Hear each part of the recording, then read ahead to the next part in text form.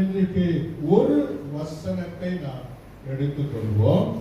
Okay, சங்கீதம் 34 அதிகாரம். சங்கீதம் 34, Psalms 34. ஓகே, நல்லா அந்த வசனத்தை பார்க்கணும். Psalms 34, 11வது அதிகாரம். ஓகே, 11வது அதிகாரம், verse 11. ஒரு வசனம் தான், அது அருமையான ஒரு வசனமாய் காணப்படுகிறது. ஓகே, ஒருத்தர் சத்தமா வாசித்து எல்லாரும் கேட்கிற மாதிரி. Praise the Lord. Hallelujah. சங்கீதம் 34, 11வது வசனம்.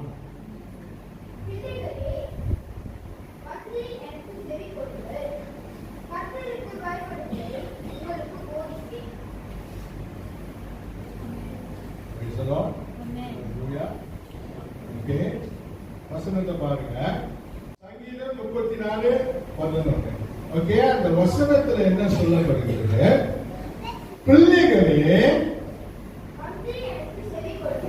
வந்து எனக்கு செவி கொடுங்கள். பாருங்க, பிள்ளைகளே வந்து எனக்கு செவி கொடுங்கள்.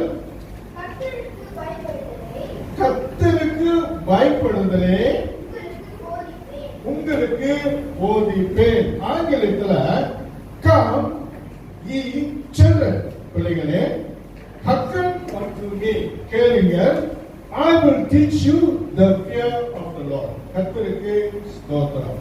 பாருங்க, இங்கே சங்கீதக்காரன் சொல்லுகிறார், நீங்க இப்பொழுது தேவனுடைய பயம் உங்களுக்கு வரணும் என்று சொன்னா, நீங்க வாங்க, நான் உங்களுக்கு போதிப்பேன் என்று சொல்லுகிறார். இது பரிசுத்த ஆவியானவர் இந்த நாளிலே நமக்கு சொல்லுகிற வார்த்தையாய் காணப்படுகிறது. காரணம் என்ன? காரணம், இந்த நாளிலே அநேக மாசம் பிறகு, மாசம் முடிந்து, லாக்டவுன் முடிந்து, நாம் ஒன்றாய் வந்து தேவனை ஆராதனித்திருக்கிறோம். அந்த காலத்திலே, அந்த 5 மாச காலத்துல நீங்களும் நாங்களும் எப்படி வாழ்ந்தோம் என்று தெரியாது. எப்படி ஜீவித்தோம், எப்படி கர்த்தரிடத்தில் நெருங்கி இருந்தோம், எப்படி கர்த்தரிடத்தில் துதித்தோம், எப்படி கர்த்தரிடத்தில் ஜெபித்தோம், எப்படி கர்த்தரிடத்தில் நடந்தோம் என்று சொல்லி கர்த்தர் மற்றும் அறிவார். Praise the Lord. காரணம் என்ன? இந்த நாட்களிலே இந்த காரியத்தின் நிமித்தமாய் அநேகர் பின்மாறி போனதை நாம் பார்க்கிறோம். பின்மாறி உலகத்துக்கு போனதும், பின்மாறி வேற காரியத்துக்கு போனதும், கர்த்தருக்குள்ள இருந்தவர்கள் இந்த நாளிலே சோர்வு அடைந்து அவர்கள் வேற காரியத்துக்கு போகிறதை நாம் பார்க்கலாம் அநேக இடங்களிலே. கர்த்தருக்கு ஸ்தோத்திரம். இன்றைக்கு கர்த்தர் சொல்லுகிற வார்த்தை என்றால், பிள்ளைகளே எனக்கு செவி கொடுங்கள். The Holy Spirit, பரிசுத்த ஆவியானவர் உங்களிடத்தில் என்னிடத்தில் பேசுகிறார். பிள்ளைகளே என்று சொல்லி அவர் அழைக்கிறார். He is calling us children. Now, நம்ம வந்து ஆண்டவருக்கு பிள்ளைகளாய் காணப்படுகிறோம். அதை நம்ம அறிய வேண்டும். ரைட்? இப்போ தேவனுக்கு பயப்படுகிறத நீங்க என்ன செய்ய வேண்டும்?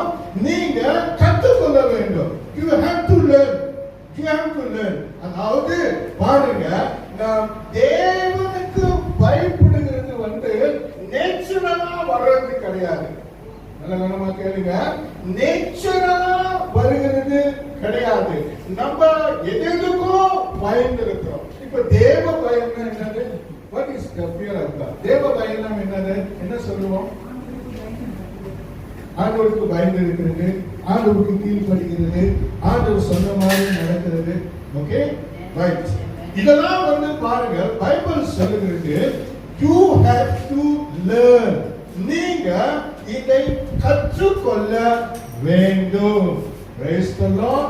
அப்போ ஆண்டவர் சொல்லுகிறாரே, நீங்கள் கற்றுக்கொள்ள வேண்டும் என்றால், if you want to learn what? Learn to fear God. To fear God, you have to come to me. என்னிடத்தில் வாருங்கள். Praise the Lord. Hallelujah.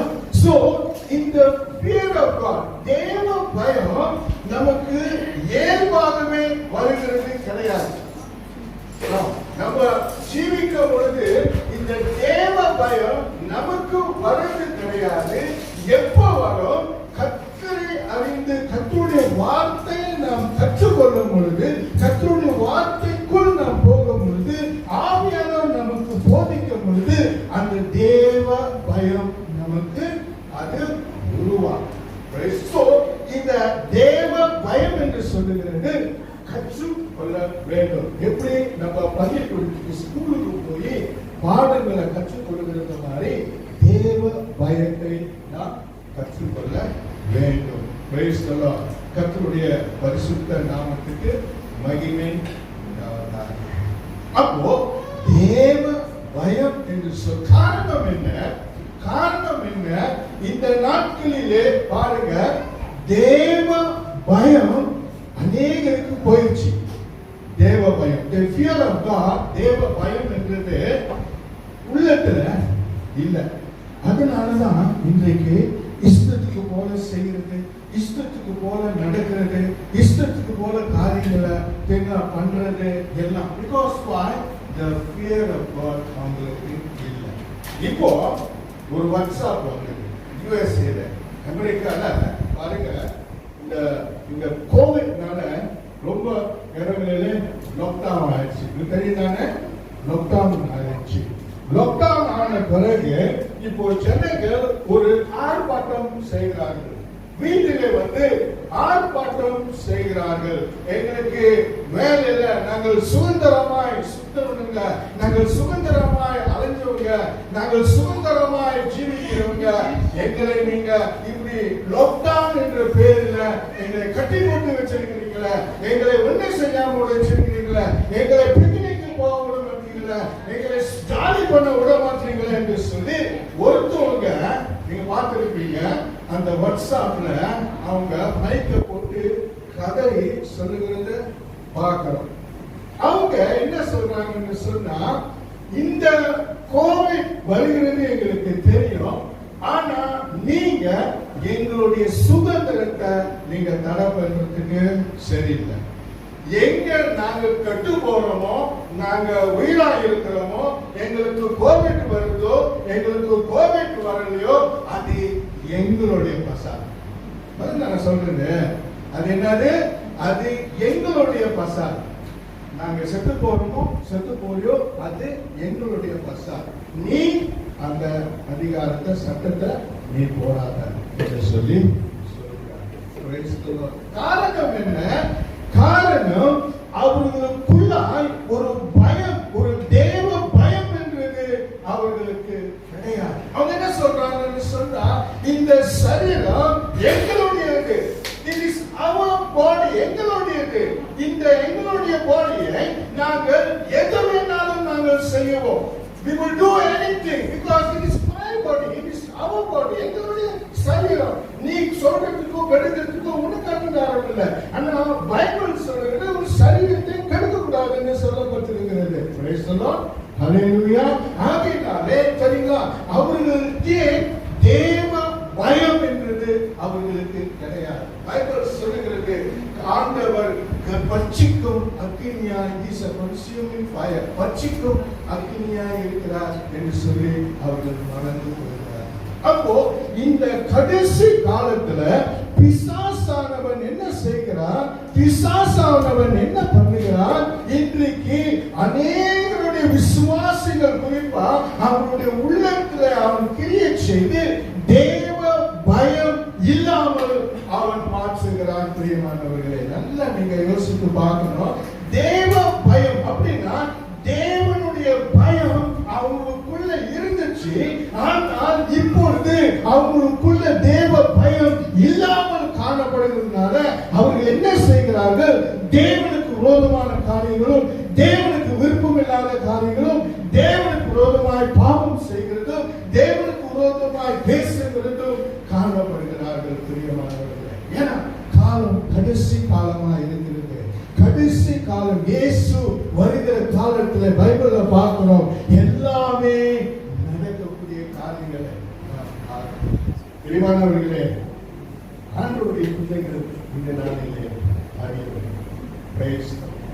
தேவ பயம், தேவ பயம் என்று சொல்லும் பொழுது தேவனுக்கு முன்பாய் நின்றுட்டு கடக கடக கடக ஆடுவது. சரிங்களா? எப்படி தேவனுக்கு முன்பாய் நின்றுட்டு அதெல்லாம் பயம் இல்லை. சரிங்களா? அதனால தேவ பயம் என்று சொல்லுகிறது கிடையாது. சரிங்களா? காலம் அதெல்லாம் இல்ல. அது தேவ பயம் இல்லை. இது வேற பயம். தேவ பயம் நமக்குள் இருந்துச்சுன்னு சொன்னா நம்ம என்ன செய்வோம்? தேவன் மேல ஒரு அன்பு நமக்கு உண்டாகும். தேவ பயம் என்ன செய்யும்? ஒரு அன்பை கொண்டு வரும். யாரும் கர்த்தர் மேல ஒரு அன்பை கொண்டு வரும். கர்த்தர் தெரியுங்களா, அவர் யாருன்னு நம்ம அறியக்கூடிய ஒரு காரியத்தை அவரை நாம் மதிக்கக்கூடிய ஒரு இருதயம் நமக்கு உண்டாகும். ஏன்னா அவர் சர்வ வல்லமை உள்ள ஒரு தேவனா இருக்கிறார் என்று சொல்லி அவர் மேல ஒரு மதிப்பு. ஏன்னா இயேசு கிறிஸ்துவை பார்க்கும் பொழுது, அவருடைய வாழ்க்கை சரீரத்தை பார்க்கும் பொழுது, சத்தத்தை பார்க்கும் பொழுது, அவர் பாவம் இல்லாமலும் அவர் தேவனாகவும் அவர் மனிதனாக வாழ்வதை நாம் வேதத்துல பார்க்கிறோம். So he is a perfect man, he is a perfect God. அப்போ பர்ஃபெக்ட்டா இருக்கிறதுனால நாம் என்ன, அவர் தேவன் என்று சொல்லி அவரை கனம் ரெவரன்ட் பண்றது, கனம் பண்ணுகிறது. முதல் அன்பு செலுத்துகிறது, கனம் பண்ணுகிறது. பிறகு நாம் என்ன, மூன்றாவது அவருடைய வார்த்தைக்கு கீழ்ப்படுகிறது. அப்போ ஒரு மனுஷனுக்கு தேவ பயம் அவனிடத்தில் இருக்குமானால் முதல் அவன் தேவனிடத்தில் அன்பு கூறுவான், இரண்டாவது தேவனை மதிப்பான், மூன்றாவது தேவனுடைய வார்த்தைக்கு கீழ்ப்படித்து அதன்படி அவன் நடப்பான். Praise the Lord. Hallelujah. So this இந்த காரியம் என்னன்னா, நாம் கற்றுக்கொள்ளவேன். We have to learn. நம்ம அதை கற்றுக்கொள்வதற்கு ஒரு மனம் வேண்டும். We have to have a heart to learn. நாம் கற்றுக்கொள்வதற்கு ஒரு மனசு, ஒரு இடம், ஒரு இதயத்துல ஒரு இடத்தை நாம் கொடுப்போம் என்று சொன்னால் அதுதான் 11:28 பார்க்கிறோம். என்னிடத்தில் வாங்க, நான் உங்களுக்கு போதிப்பேன் என்று சொல்லி. யாரு வருத்தப்பட்டு பாரம் சுமக்கிறவர்களே, நீங்க எல்லாரும் என்னிடத்தில் வாங்க என்று சொல்லி நாம் வேதத்துல பார்க்கிறோம். Praise the Lord. ஆண்டவர் சொல்றாரு, நான் தாழ்மையா இருந்து உங்களுக்கு போதிப்பேன் என்று சொல்றாரு. I will teach you, but your heart, உங்களுடைய இருதயம் போதனையை கேட்க ஆயத்தமாக என்று சொல்லி நாம் பார்க்கிறோம். Praise the Lord. Hallelujah. சரி, நாம் பைபிள்ல இருந்து 2 சம்பவங்களை நாம் பார்க்க போகிறோம். என்ன 2 சம்பவம் என்று சொன்னால், தேவனுக்கு கீழ்ப்படியாமல், தேவனுக்கு பயம் இல்லாமல் ஜீவிக்கிற மனுஷர்களை குறித்து நாம் பார்க்க போகிறோம். அதாவது தேவனுடைய பயம், the fear of God, தேவனுடைய பயம் நம்மளுடைய இருதயத்தில், நம்மளுடைய வாழ்க்கையில இல்லாவிட்டால் என்ன சம்பவிக்கும்? நாம் கொஞ்சம் பார்க்க போகிறோம். பயம் முற்றத்துக்கு இல்ல, மீண்டும் நாம் என்ன செய்ய வேண்டும்? மீண்டும் நாம் புதுப்பித்துக் கொள்ள வேண்டும். இந்த நேரத்தில் நம்ம கர்த்தருடைய பந்தியில் சேர போகிறோம். We want to renew. நாம் நம்மளுடைய உடன்படிக்கை, நம்மளுடைய ஒப்பு கொடுத்தல், நம்மளுடைய பொறுச்சாட்சியான என்ன செய்ய போகிறோம்? தேவனோடு புதுப்பிக்க போகிறோம். இதெல்லாம் தேவ பயத்தோடு புதுப்பிக்க போகிறோம். அல்லேலூயா. வணங்குறீங்களா? praise the Lord. சரி, நம்ம இப்போ சீக்கிரமா நான் போறேன். கர்த்தருக்கு ஸ்தோத்திரம். ஓகே, நம்ம சில காரியங்களை நாம் பார்க்க போகிறோம். சீக்கிரமா நான் நிறைய வசனங்கள் இருக்கிறது, ஆனால் நான் அதுக்கு போகவில்லை. கர்த்தருக்கு ஸ்தோத்திரம். என்ன ஆகுமோ 14வது அதிகாரத்தை இப்பொழுது தேவனுடைய பயம் இல்லாவிட்டால் என்ன சம்பவிக்கும், ரைட்? என்ன சம்பவிக்கும் என்று சொல்லி நாம் பார்க்க போகிறோம். தேவனுடைய பயம் இருந்தால் ஆசீர்வாதம். அப்புறமேல நம்ம பார்க்க போகிறோம். தேவனுடைய பயம் இல்லாவிட்டால் என்ன நடக்கும் இந்த நாட்டில். ஒரு சிலர்கள் சொல்றாங்க, இயேசு அன்பானவர், இயேசு இரக்கமானவர், இயேசு கிருபை நிறைந்தவர், என்னை அவர் அழிக்க மாட்டாரு, என்னை நாசம் போக செய்ய மாட்டாரு, எனக்கு நான் இஷ்டம் போல எனக்கு செய்ய என்னால முடியும், நான் இஷ்டம் போல செய்வேன் என்று சொல்லி அநேகர் இன்றைக்கு சொல்லுகிறார்கள். தப்பு தப்பு, அப்படி நீங்க நினைக்காதீங்க. தப்பு.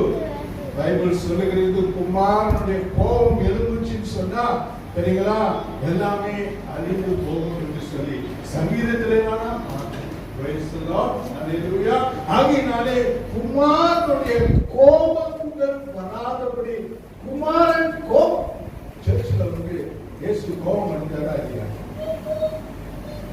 ஆலயத்துல வந்து ஆடு மாடு கோழி நல்லா இருந்தது.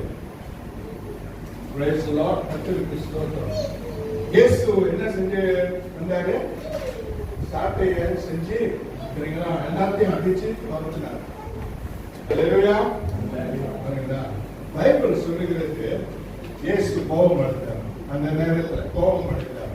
லூக்கால பார்க்கலாம்.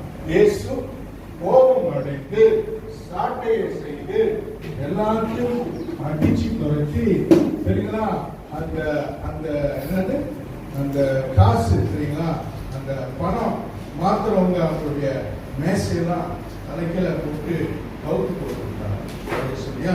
அந்த அளவுக்கு குமாரன் கோபம் அடைந்தார். தேவனுடைய ஆலயத்தை என்ன நீங்க செய்யுங்க, கல்ல கொலைகளா மாற்றி நீங்க இந்த மாதிரி அநியாயம் பண்றீங்க என்று சொல்லி அவருக்கு கோபம் அடைவாரா அடைய மாட்டாரா? இயேசு கோபம் அடைவாரு. கோபம் அடைய வச்சுக்கணும்னா அவர் அடைவார். அன்பு அவருக்கு நிறைந்திருக்கு. அன்பா இருந்தா அவர் அன்பா. சரி, என்ன ஆகமும் 16வது அதிகாரத்தை எடுத்துக்கொள்வோம். நம்பர்ஸ் 16. என்ன ஆகமும் 16ஆம் அதிகாரம். ஓகே, 16ஆம் அதிகாரம். ஓகே, முதல் வசனத்தை வாசிங்க. நீங்க பார்க்கலாம் பாருங்க. இங்கே 3 பேரு மோசேக்கு எதிராக வராங்க. கவனமா கேளுங்க. அப்புறம் இவங்க கிட்ட என்ன சம்பவம் நடக்க போகுதுன்னு நீங்க பார்க்கலாம். வாசியா.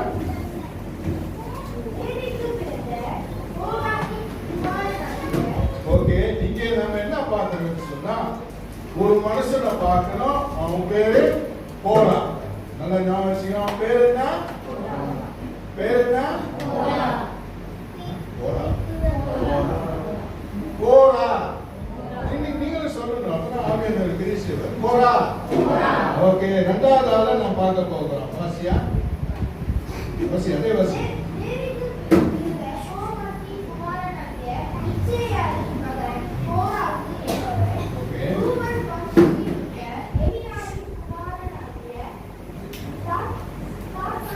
ஓகே, தாத்தா.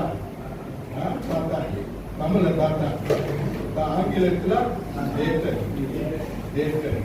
தமிழ்ல தாத்தா. ஓகே, தாத்தா சொல்லுங்க. முதல் கோரா, இப்பொழுது தாத்தா. கொஞ்சம் நம்பர்கள் ஆராய்வோம். தாத்தா. 3வது வாசியா.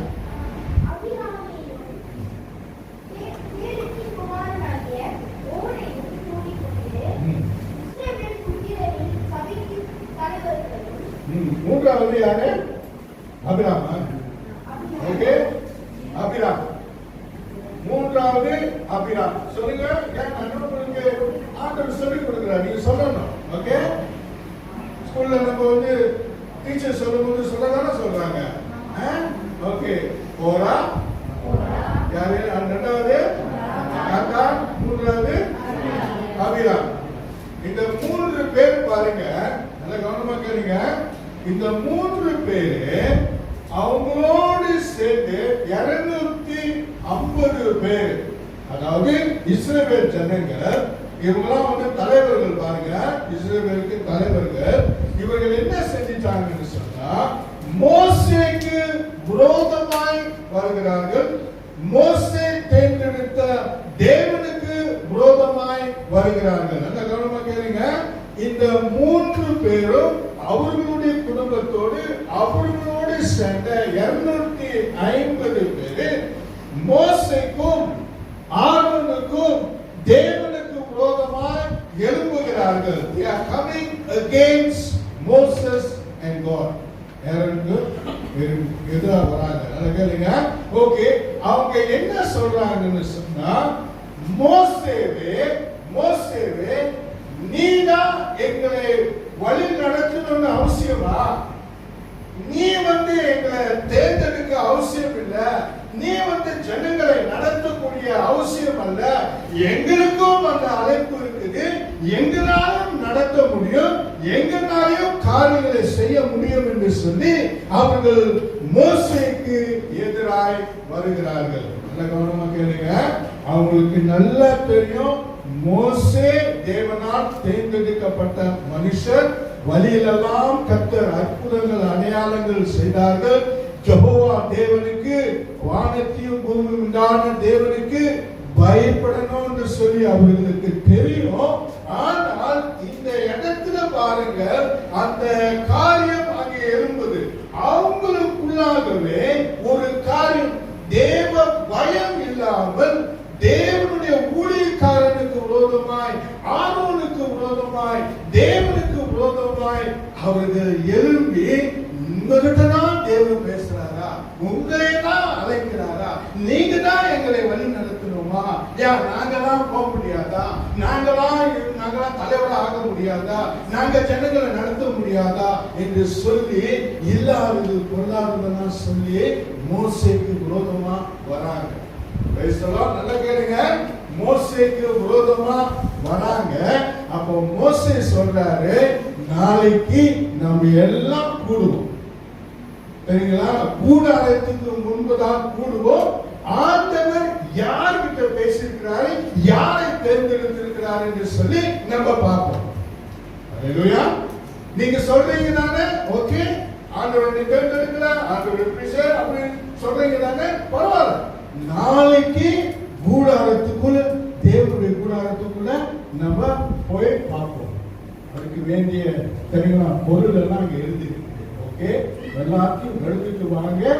ஆண்டவர் என்ன சொல்றாரு, ஆண்டவர் யாரை தேர்ந்தெடுத்திருக்கிறாரு, ஆண்டவர் யார் வழி நடத்துறாரு, நீ உங்களையா இல்ல எங்களையா என்று பார்ப்போம். அல்லேலூயா. சரி, வராங்க. ஆமென். வராங்க. என்ன காரியத்தை நான் சொல்ல ஆசைப்பட்டவங்க, என்ன காரியத்தை சொல்ல விரும்பின, தேவனுக்கு பயம் இல்லைன்னு சொன்னா என்ன, தேவனுடைய பயம் ஒரு மனுஷனுக்குள்ள இல்லைன்னு சொன்னா அவனுக்கு என்ன நடக்கும்? அல்லேலூயா. ஓகே, நீங்க போய் வாசிக்கலாம். ஆனா சீக்கிரமா நான் சொல்லி முடிச்சிடுறேன். அல்லேலூயா.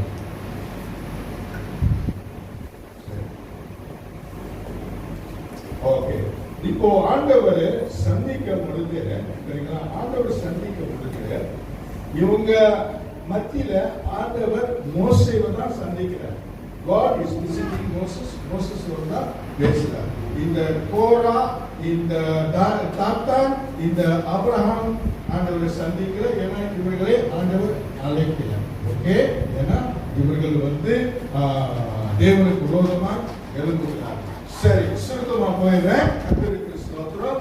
இப்போ நம்ம 30வது வசனத்தை பார்க்க போகிறோம். என்ன நடந்தது? நீங்க அந்த சம்பவத்தை பார்க்கும் பொழுது தேவன் என்ன அவர்களுக்கு செய்கிறார்? தேவனுக்கு பயம் இல்லாம தேவனுக்கு விரோதமா ஊழியக்காரனுக்கு விரோதமா எழும்புகிறவர்களுக்கு தேவன் என்ன செய்கிறார் என்று சொல்லி இங்கே நமக்கு ஒரு பாடத்தை கர்த்தர் சொல்லிக் கொடுக்கிறார். நம்ம அறிய வேண்டும், நம்ம புரிஞ்சு கொள்ளணும். 30வது வசனத்தை வாசியா பார்ப்போம். ஆமென். இங்கே மோசே சொல்றார், கர்த்தர் புதிய காரியத்தை நேரிட செய்வதால். பாருங்க, நல்ல கவனமா கேளுங்க. என்ன நான் சொல்ல வரேன்னா, don't play the fool with God. ஆண்டவரிடத்தில் விளையாடாதீங்க. ஏன்னா வானத்தையும் பூமியும் உண்டாக்கின தேவன் வசனம் நமக்கு சாட்சியா எழுதப்பட்டிருக்கிறது. கர்த்தருக்கு ஸ்தோத்திரம். புதிய காரியங்கள் நடக்கும். அப்புறம் பிறகு இரண்டாவது என்ன பார்க்கிறோம்? பூமிக்கு வாய் இருக்கா? பைபிள் சொல்லுகிறது the earth opened the mouth. அப்படின்னா பூமி வாயை, அப்பனா பூமி முழுங்கிறதுக்கு வாய் இருக்கு. இந்த வசனத்தின் படி அப்படின்னு சொன்னா பூமி, நல்ல கவனமா கேட்கணும் பாருங்க. பூமி என்ன செஞ்சிச்சு சொன்னா, பூமி பலந்தது. என்ன செஞ்சிச்சு? பூமி பலந்தது. ஓகே, ரெண்டாய் பிரிந்தது. பிறகு இவர்கள் சொல்லும்போது எவர்கள் யாரு? மோசே, ஆரோன், இவங்களாமா? யாரு? கோரா, தாத்தான், அபிராம். ஓகே, இவங்க தானே விரோதமா வந்தாங்க. கடவுள் தேவனுடைய பயம் கொஞ்சம் கூட இல்லை அவங்களுக்கு. தேவனுடைய மகிமையை பார்த்து கூட கொஞ்சம் கூட அவங்களுக்கு பயம் இல்லை. அப்போ புதிய காரியங்கள் தேவன் செய்தாரு. என்ன செய்தாரு? பூமி தன்னுடைய வாயை வளர்ந்துச்சு. வளர்ந்த பிறகு இவர்களை என்ன செஞ்சுச்சா? இவர்களை முழுங்குச்சா.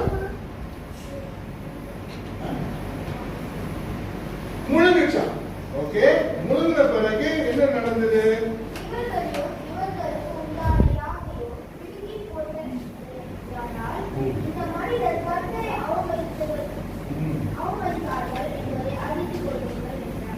ஆமென். பாருங்க, அப்போ இவர்களை முழுங்கி இவர்கள் கூடியதை சேர்த்து எல்லாமே எங்க போச்சா?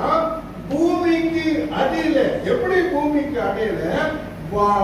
பூமி தன்னுடைய வாயை வளர்ந்து இவர்களை அப்படியே முழுங்கிச்சா. நடக்குமா? நம்புறீங்களா? இது நடந்திருக்கும் நம்புறீங்களா? முதலாவது பழைய ஏற்பாட்டுல சொல்றது குழந்தை உங்களுக்கு முழுங்கிருக்கும் நம்புறீங்களா? காரணம் என்ன? காரணம் அவர்களுக்குள்ள தேவ பயம் கிடையாது.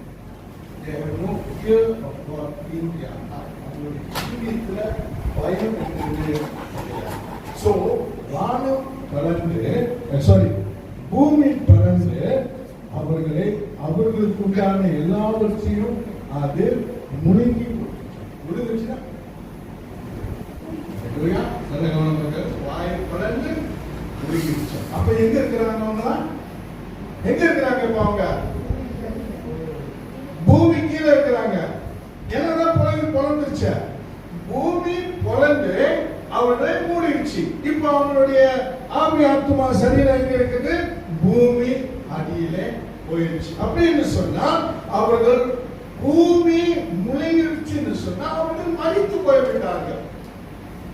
எது அவர்களுடைய உயிர் எடுத்துச்சு? பூமி பிளந்து, சரிங்களா? பூமி அவர்களை முழுங்கி அவர்களுக்கு பாதாளத்துக்கு சென்று விட்டார்கள். Praise the Lord. ஹல்லேலூயா.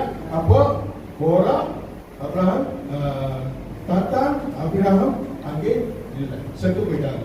ஓகேவா? அவங்களுக்கு கூறியது, அவங்களுக்கு உண்டான காரியமும் எல்லாம் போச்சு. Price the Lord. அப்படியே மடிந்து போச்சு. சரி, இப்போ இந்த 35வது வசனத்தை வாசிங்க.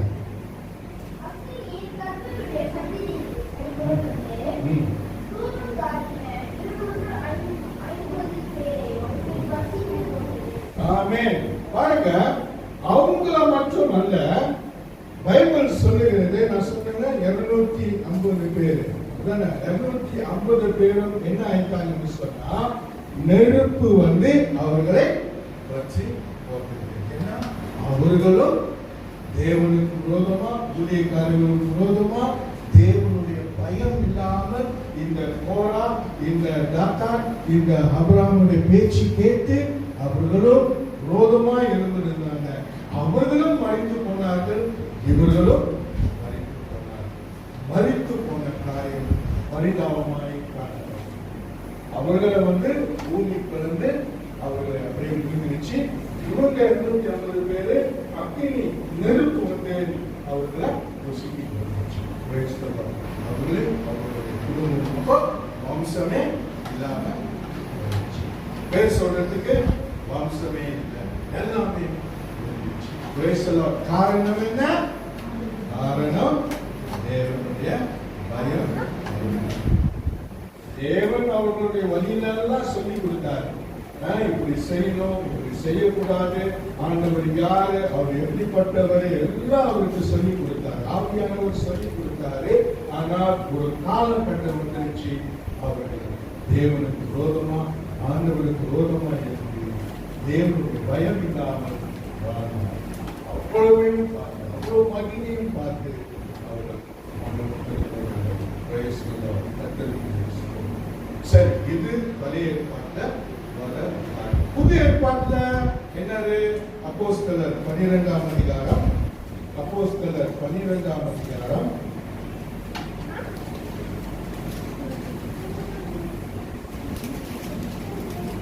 Okay, chapter 12, verse.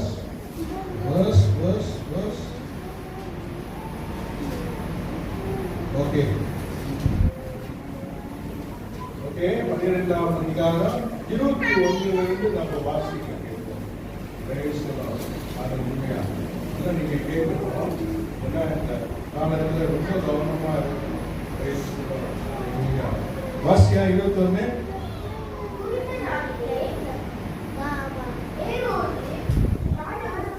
ஓகே. குறிப்பிட்ட நாளிலே ஹேரோத் என்று சொல்லப்பட்ட ஒரு ராஜா. ஓகே.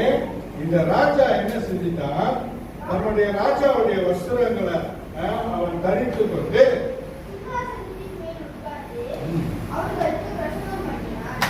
சிங்காசனத்தின் மேல் உட்கார்ந்து அவர்களுக்கு, எவர்களுக்கு? ஜனங்களுக்கு பிரசங்கம் பண்ணினான் என்று சொல்லப்பட்டிருக்கிறது. இந்த ஹேரோது ராஜா, இவன் பொல்லாதவன். அந்த நாட்களிலே இவன் கிறிஸ்துவுக்கு விரோதமாய் தேவனுடைய பயம் இல்லாமல் அவன் காரியங்களை செய்து கொண்டு வருகிறவனாய் ரொம்ப ரொம்ப ரொம்ப பொல்லாதவன், கொடூரமானவன். பாருங்க, கொடூரமானவன் இவன். என்ன ஒரு நாள் வந்தது, அந்த ராஜாவுடைய வஸ்திரத்தை போட்டுக்கிட்டு, ராஜாவுடைய வஸ்திரம் தெரியுங்களா, அந்த வஸ்திரம் எல்லாம் போட்டுக்கிட்டு சிங்காசனத்திலே உட்கார்ந்து அவன் என்ன செஞ்சான்? போதனை பண்ணினான். அப்படின்னா வார்த்தை சொல்லியிருக்கிறான். என்ன வார்த்தை சொல்லல, ஜனங்களுக்கு ஏதோ ஒரு வார்த்தை சொல்லியிருக்கிறான். அந்த வார்த்தையை நிமித்தமா நம்ம பார்க்கிறோம். 22.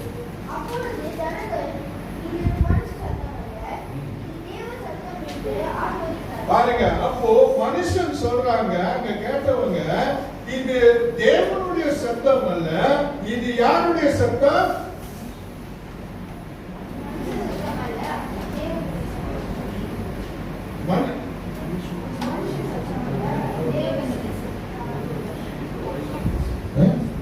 It is the voice of God and not of man. அப்போ இது அவன் என்ன சொல்றாங்கன்னா, ராஜாவுடைய அந்த வார்த்தை, அவன் சொல்ற அந்த பிரசங்கத்தை கேட்டு அவர்கள் என்ன செஞ்சிட்டாங்கன்னு சொன்னா, இந்த ராஜாவை தெய்வமாய் மாற்றி விட்டார்கள். தேவனாய் கடவுளா மாற்றி மாத்தி வச்சு இந்த பேசுறது கடவுள், இது பேசுறது மனுஷன் அல்ல என்று சொல்லி ஜனங்கள் எல்லாம் ஒரு தீர்மானத்துக்குள்ள. அப்ப நான் பாருங்க, அவன் எப்படி தன்னை தானே கடவுள் என்று, தன்னைக்கு தான் அதிகாரம் இருக்கிறது, தனக்கு தான் எல்லாம் இருக்கிறது, ஏன்னா அவன் ராஜானால எல்லா அதிகாரம் இருக்கிறது என்று சொல்லி அவன் நினைத்து கொண்டான். ஆனால் தேவன் ஒருத்தர் பரலோகத்தில் இருக்கிறாரு, இந்த சீஷர்கள் ஊழியக்காரர்கள் பிரசங்கிக்கிற இயேசு ஒருத்தர் இருக்கிறார் என்று சொல்லி அவன் கனம் பண்ணாமல் போயிருந்ததை நான் பார்க்கிறோம். அல்லேலூயா. பிறகு 23 என்ன நடக்குது? அவன் தேவனிடத்தில் மகிமை செலுத்தாதபடினாலே அவன் புழு புழுத்து இறந்தான் என்று சொல்லப்பட்டிருக்கிற ஒரு பயங்கரமான வார்த்தை எழுதப்பட்டது. காரணம் என்ன சொல்லுங்க? காரணம் என்ன?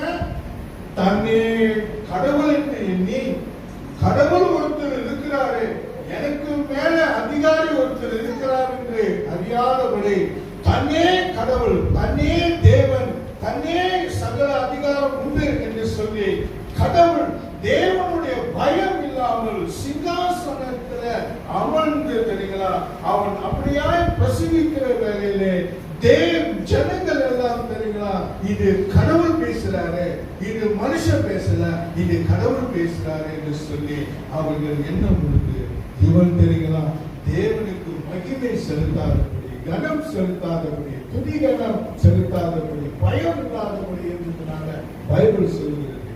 உடனே தேவ தூதர் அவனை அடிச்சு என்ன ஆயிடுச்சு? அவனுடைய சரீரம் புழு புழுத்து செத்து மாண்டான் என்று சொல்லி எழுதப்பட்டது. அப்ப எப்படி இருந்திருக்கும்? உடனே புழு வந்துருச்சு பாருங்க. அப்படின்னா ஏற்கனவே அவன் செத்தவனா இருந்திருக்கணும். இப்போ தேவ தூதர்கள் அடிச்ச பிறகு அவன் புழு உடனே ஏன் நான் இது சொல்றேன்னா, திருப்பி நான் சொல்றேன், ஏன் நான் சொல்றேன்னா, இன்றைக்கு நிறைய பேர் தேவ பயம் இல்லாமல் இருக்கிறார்கள். அதுதான் நான் சொல்ல வரேன். சரிங்களா? கடவுளுடைய பயம் இல்லாமல் தீவிரமா பாவம் செய்கிறார்கள், தீவிரமா தேவனுக்கு விரோதமான காரியங்கள் செய்கிறார்கள். இப்போ நான் அவர்களுக்கு தெரியுங்களா நினைவூற்றுகிறேன், தெரியுங்களா நினைவூற்று, திருச்சபைக்கு நினைவூற்றுகிறேன். நீங்களும் தெரியுங்களா நானும் அறிய வேண்டும், தேவன் தெரியுங்களா கடவுளுக்கு கீழ்ப்படியல என்று சொன்னாங்க ஆண்டவர் அவருடைய தண்டனையை அவர் அனுப்புகிறவனாய் காணப்படுகிறார். காரணம் என்ன? தேவனுக்கு பயப்படுகிறது தெரியுங்களா ஞானத்தின் ஆரம்பம் என்று சொல்லப்பட்டிருக்கிறது. பழைய ஏற்பாட்டை நாம் பார்க்கிறோம், தேவனுக்கு பயந்துருங்க, தேவனுக்கு பயந்துருங்க, தேவனுக்கு பயந்துருங்க என்று சொல்லி. சங்கீதத்திலும் நாம் பார்க்கிறோம், தேவனுக்கு பயந்துருங்க, தேவனுக்கு பயந்துருங்க என்று சொல்லி வசனங்கள் நிறைய காணப்படுகிறது. இங்கே நாம் பார்க்கிறோம் தெரியுங்களா, சிறு பிள்ளைகளே நீங்க வாங்க, உங்களுக்கு நான் தேவனுடைய பயத்தை குறித்து உங்களுக்கு சொல்லிக் கொடுக்கிறேன் என்று சொல்லி சொல்லுகிறார்கள். கர்த்தருடைய பரிசுத்த நாமம் மகிமைப்படுவதாக. அப்போ இதெல்லாம் இந்த சம்பவம் எல்லாம் நினைத்து தெரியுங்களா உங்களுக்கு தெரியுங்களா அந்த தேவ பயம் வரணும். தேவ பயம் நமக்குள்ளாய் வர வேண்டும்.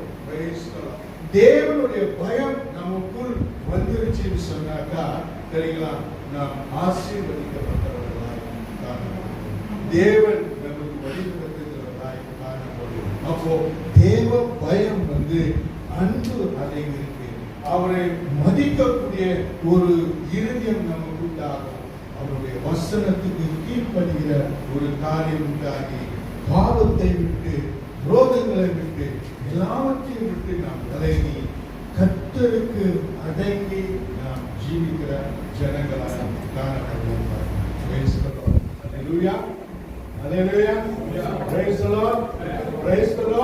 சரி, இன்னும் ஒரு வசனத்தை பார்த்து நாம் முடிச்சிருவோம். ஓகே, உபாகமம், டியூட்டரோனமி உபாகமம் 6ஆம் அதிகாரத்தை எடுத்துக்கொள்வோம். ஆசீர்வாதத்தை நாம் பார்ப்போம். டியூட்டரோனமி 6ஆம் அதிகாரம் ஓகே, 6ஆம் அதிகாரம் 1வது வசனத்தை வாசிக்கிறீங்க.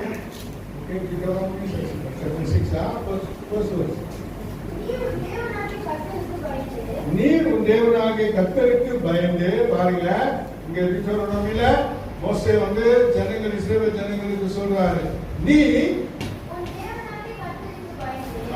இங்க என்ன வருது, உன் தேவனாகிய கர்த்தருக்கு பயப்படாம இருங்க என்று சொல்லப்பட்டிருக்கிறது. ரைட்டா? அப்படியே சொல்லப்பட்டிருக்கிறது. பயந்து பாதி நாள் இல்ல, உயிரெல்லாம் உங்களுக்கு இருக்கிற நாள் எல்லாம்.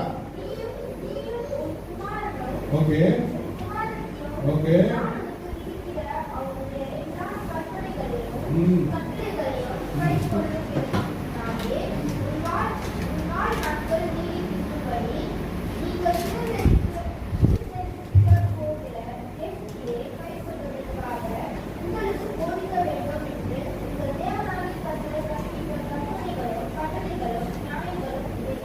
ஓகே, இங்க நம்ம பார்க்கிறோம் blessing வருது.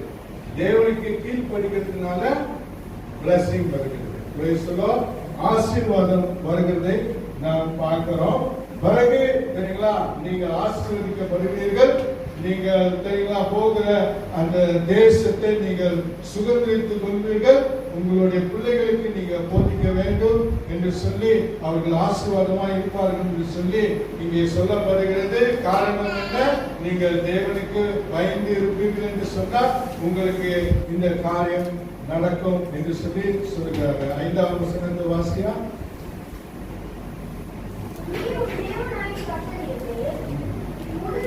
முழு இருதயத்தோடும் ஆத்மாவோடும் முழு அன்பு கூறுவாயாக. Okay, praise the Lord. Okay, 6ஆம் அதிகாரம் 6ஆம் வசனம். வார்த்தைகள் உன் இருதயத்திலே இருக்க கடவுது. இப்போ நான் சொல்ற இந்த வார்த்தை உங்களுடைய இருதயத்துல இருக்கணும். அநேகருடைய இருதயத்துல இருக்க மாட்டேங்குது, வேறெல்லாம் இருக்குது, ஆனா இந்த கர்த்தருடைய வார்த்தை மட்டும் இருக்க மாட்டேங்குது. Okay, praise the Lord. ஆனா இந்த பைபிள் சொல்லுகிறது இருக்கணும். 7ஆவது வசனம். போதித்து போது வழியில நடக்கும் போது என்ன பண்ண போதும், படுத்துக் கொள்ளும் போதும், எழுந்திருக்கும் போதும் பேசி. எதை குறித்து பேசணுமா? கர்த்தருடைய கற்பனைகளை குறித்து பேசணும். யாருக்கு பேசணும்? பிள்ளைகளுக்கு பேசணும். பிள்ளைகளுக்கு யார் பேசணும்? பிள்ளைகளுக்கு தேவ பயம். அவங்களுடைய இருதயத்தில் தேவ பயம் உருவாக்குறதுனால அவங்களுடைய எதிர்காலம் ஆசீர்வதிக்கப்பட வேண்டும் என்று சொன்னால் நீ என்ன செய்யணும்? பிள்ளைகளுக்கு நீ போதிக்கணும். எட்டாவது, ஓகே, கண்டிக் கொள்வாயாக வைத்து இருக்க. ஓகே, அடுத்து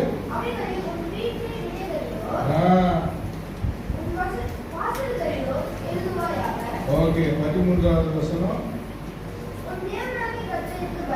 பயந்து ஆராதனை செய்து அவருடைய நாமத்துல நீ ஆணை இடுவாயாக. 16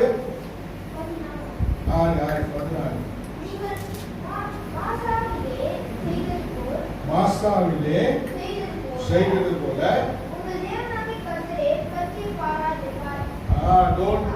பற்றி பாராமல் இருப்பாயாக. இதையா நான் சொன்னேன். தேவனுடைய பயம் எப்படி வரும்? நமக்கு தேவ பயம், நம்மளுடைய பிள்ளைகளுக்கு தேவ பயம், நம்மளுடைய சந்ததிக்கு தேவ பயம், நம்மளுடைய சந்ததி எப்படி ஆசீர்வதிக்கப்படுவார்கள், நம்மளுடைய பிள்ளைகள் எப்படி ஆசீர்வதிக்கப்படுவார்கள் என்று சொல்லி இங்கே எழுதப்பட்டிருக்கிறது. எப்போ நீ தேவ பயத்தில் நீ இருப்பாயானால் உனக்கு எல்லாம் ஆசீர்வதிக்க. ஆனால் தேவனை சோதிக்க வேண்டாம், தேவனை பரிச்சை பண்ண வேண்டாம் என்று சொல்லி எழுதப்பட்டிருக்கிறது. So நிறைய வசனங்கள் இருக்கிறது. ஆனால் நான் இதோட நான் முடிச்சிருக்கிறேன். கர்த்தருக்கு ஸ்தோத்திரம். அப்படின்னு சொல்லும் பொழுது மீண்டும் நாம் சங்கீதத்துல 34:11 பார்க்கும் பொழுது, நீ பிள்ளைகளே செவி கொடுங்கள், என்னிடத்தில் வாங்க, நான் உங்களுக்கு தேவனுடைய பயத்தை குறித்து உங்களுக்கு நான் சொல்லிக் கொடுக்கிறேன் என்று சொல்லி கர்த்தர் இங்கே சொல்லுகிறதை நாம்